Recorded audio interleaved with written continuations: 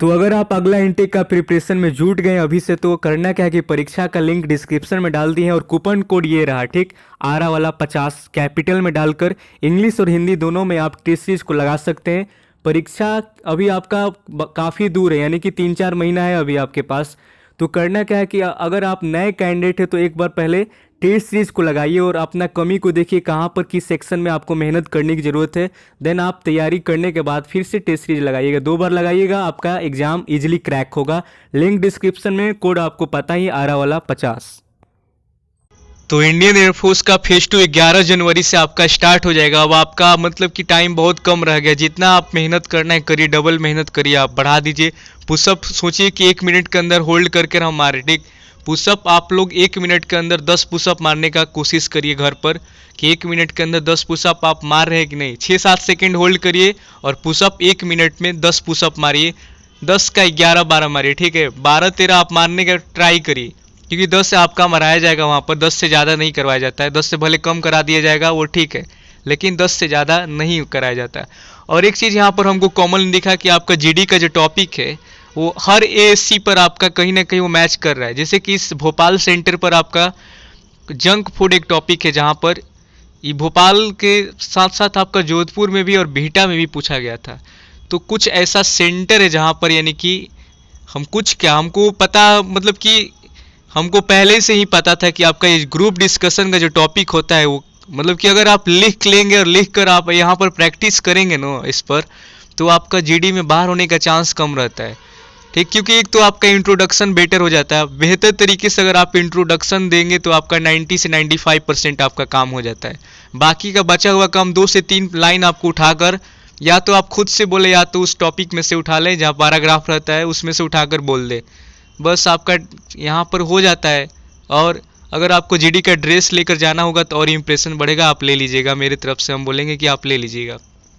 अब यहाँ पर देखिए, ये भाई बोले कि भोपाल का है 15 एएससी, आपका भोपाल 15 एएससी भोपाल का, ये जो आपको हम बता रहे हैं ओवरव्यू है। अब भोपाल जाने से पहले आपको जीडी तगड़ा कर लेना, क्योंकि 100+ बच्चे यहाँ से आउट हुए हैं भोपाल से, पिछला बार का बात कर रहे हैं, ठीक। और दूसरा चीज़, आपका रनिंग बेहतर होना चाहिए, क्योंकि थोड़ा बहुत चढ़ाई मिलेगा आपको, ठीक। तो उससे घबराना नहीं है, थोड़ा बहुत है, ज़्यादा दूर तक नहीं है। आपका वीडियो दिखाए हैं, आपको देख लीजिएगा, वीडियो भोपाल पर होगा, किस तरीके का रनिंग है, कैसे चढ़ना है, क्या नहीं है, सब कुछ डाल दिए हैं। तो यहाँ पर फेज 2 क्लियर हो गया था इनका भोपाल से। और आमला में मेडिकल होता है, भोपाल का जो मेडिकल होता है वो आमला में होता है। आमला में काफ़ी खूबसूरत मेडिकल आपका होगा, कोई मतलब कि ऐसा चीज़ नहीं है। आमला के ऊपर हम आपको बता देंगे, पहले फेज 2 क्लियर हो जाएगा तो आपको मेडिकल के बारे में बताएंगे, ठीक। तो चलिए देखते हैं यहाँ पर क्या सीन था। यहाँ पर तो 300 लड़कों का ग्रुप बनाया गया था, 5 बजे इनका रिपोर्टिंग टाइम था। एंट्री हुआ यहाँ पर। एंट्री के लिए आपको पता ही है कि आईडी प्रूफ होना चाहिए आपका, मतलब कि आधार कार्ड वैलिड, कोई भी आइडेंटिटी मतलब कि होना चाहिए आपका, और एक आपका फेज 2 का एडमिट कार्ड आपका होना चाहिए। और फिर उसके बाद आपका क्या कि फॉर्म वगैरह फिलअप होगा। 300 लड़कों का ग्रुप था, अप्रॉक्स 280 प्रेजेंट हुए थे। उसके बाद रनिंग के लिए ले गए, मेरे ग्रुप से 93 लड़के थे, जिसमें से 73 क्वालिफाई कर गए और बाकी बाहर हो गए। फिर उसके बाद वापस सेंटर में लेके आए, PFT 2 करवाया। PFT 2 में कोशिश करिएगा, आपको बता दिए कि 1 मिनट के अंदर पुशअप आप मारने का ट्राई करेगा, 10 पुशअप, ओके। वो भी 6-7 सेकेंड होल्ड करने का प्रैक्टिस करके। उसमें से भी अप्रॉक्स 10 लड़के बाहर किए, फिर डॉक्यूमेंट वेरीफाई किए और फिर फॉर्म फिर फिलअप करवाए। फिर AT1 के लिए रेडी रहने को कहा। अब आगे के तरफ चलते। AT1 के बाद क्या हुआ कि AT1 के लिए रेडी रहने को उसमें से भी 15 से 20 लड़के बाहर हो गए और फिर फॉर्म फिलअप करवाया और लास्ट में 15 का जीडी का ग्रुप बनाया और 1.5 घंटे के बाद जीडी का रिजल्ट आया, जिसमें से 110 से 115 लड़के जीडी से आउट हो गए। देख रहे हैं संख्या कितना है, अप्रॉक्स 110 से 115 लड़के बाहर हुए थे जीडी में। तो अभी भी आपका संख्या फेज 2 कैंडिडेट जितना है 17,000 कुछ है, तो यही रहने वाला, पिछला बार भी सेम था, ठीक। फाइनली 117 लड़कों का मेडिकल के लिए रिकमेंड किए, ओके भाई। और कुछ तब आगे बता रहे हैं आपका, देखिए सबसे टफ क्या था। मेरा जो क्वेश्चन हुआ इनसे कि सबसे जो भोपाल में हार्ड क्या हुआ, तो मतलब तो यहाँ पर देखिए भोपाल में किस चीज़ पर ज़्यादा फोकस करना चाहिए, जो कैंडिडेट जाने वाले हैं उनको क्या बोलोगे। तो भाई जीडी पर फोकस करें पेशेंट्स के साथ, यानी कि धैर्य के साथ आपको जीडी पर फोकस करें, आराम से, और बॉडी लैंग्वेज को अपनी सही रखें और हड़बड़ी ना दिखाएं, ठीक। जीडी पर ही फोकस करना है। और क्या बोले, इंट्रो के साथ ही जितना अच्छा बोल सकते हो टॉपिक के बारे में उतना बोल दो, ओके। देखिए यहाँ पर इंट्रो के साथ ही जितना बोल सकते हो टॉपिक के बारे में बोल दो। इंट्रो के साथ जितना बोल सकते हो बोलना है।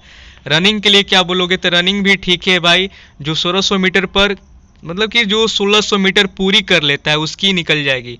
रुकना नहीं, बस ग्रुप के साथ लगे रहना है, यानी कि ग्रुप को छोड़ना नहीं है आपको। अगर आप ग्रुप से भटक गए तो आप रनिंग से भी भटक जाएंगे, ठीक है। तो भोपाल में अगर आपको दौड़ना है, यानी कि कोई भी आपका एससी हो, चाहे आपका भोपाल जोधपुर कोई भी हो, दौड़ने का एक ही तरीका है। पहले आपको ज़्यादा तेज नहीं दौड़ना है, पहले आपको धीरे धीरे दौड़ते रहना है। उसके बाद आपको स्पीड को बूस्ट करते जाना है, बढ़ाते जाना है, धीरे धीरे बढ़ाते जाना है, ठीक। जैसे आपका मंजिल नज़दीक आते जाएगा आपका स्पीड भी उतना ही बढ़ते जाना चाहिए, ठीक। तो धीरे धीरे पहले आप दौड़िए, उसके बाद आपने स्पीड को बढ़ाइए। पहले ही तेज दौड़िएगा तो आपका आगे चल के वही हाल होगा, गिर जाइएगा नीचे, ठीक, आपसे आगे नहीं बढ़ा जाएगा। तो ये चीज़ है।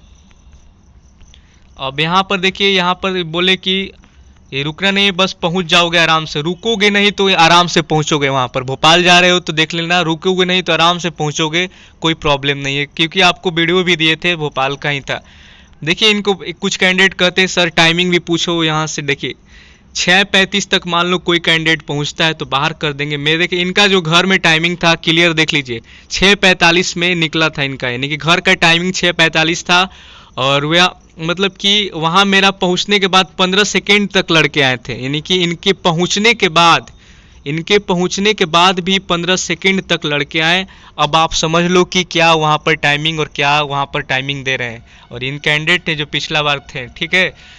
तो आई होप कि आपको सारा डाउट क्लियर हो गया होगा। तो वीडियो को लाइक करिएगा, कमेंट करके चैनल को सब्सक्राइब कर दीजिएगा। कल कानपुर और आपका जो भी एएससी बचा है उसका भी क्लियर कर देंगे, ठीक।